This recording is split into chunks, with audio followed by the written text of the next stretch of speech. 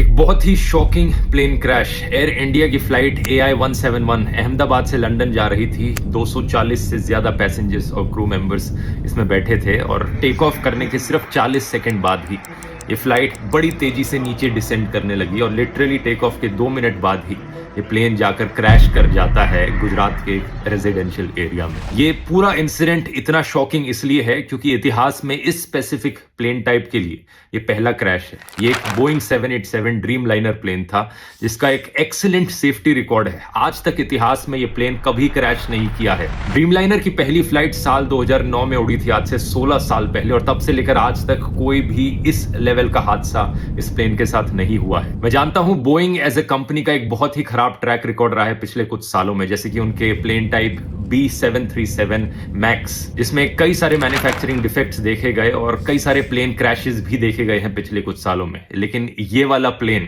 वो नहीं था। इस प्लेन का स्पेसिफिक कोड नंबर VTANB था, जिसे आप इंटरनेट पर जाकर सर्च करोगे तो सारा डेटा मिल जाएगा। ये 11 साल पुराना प्लेन था, कोई ज्यादा पुराना प्लेन नहीं था। ड्रीम लाइनर्स का लाइफ स्पैन 20 से 30 साल तक का होता है। जो पायलट इस प्लेन को उड़ा रहे थे कैप्टन सुमित सबरवाल, उनका खुद का भी 8200 फ्लाइट आवर्स का फ्लाइट एक्सपीरियंस था, जो कि बहुत अच्छा होता है। तो पायलट भी इनएक्सपीरियंस नहीं थे। अगला सवाल आपके दिमाग में आएगा कि क्या वेदर खराब था? ऐसा भी नहीं था। 1:30 बजे दोपहर के ये क्रैश हुआ। वेदर कंडीशंस अगर देखी जाए तो लगभग 40 डिग्री सेल्सियस के आसपास का तापमान था। कोई ज्यादा तेज हवाएं नहीं चल रही थी। विजिबिलिटी जो थी बहुत ही अच्छी थी, 6 किलोमीटर से ज्यादा की विजिबिलिटी। तो ऐसे में सवाल उठता है कि यहां प्रॉब्लम कहां पर हुई। इसका असली जवाब हमें जल्द ही पता लगेगा। अभी प्लेन के ब्लैक बॉक्स से इंफॉर्मेशन को रिट्रीव किया जा रहा है, लेकिन मोस्ट लाइकली ये पूरा हादसा एक बहुत ही भयंकर टेक्निकल फेलियर का लग रहा है। क्या यहां पर कोई इंजन फेलियर हुआ है मेंटेनेंस फेलियर की वजह से? इसका असली जवाब तो हमें तभी पता लगेगा जब ब्लैक बॉक्स को रिट्रीव करके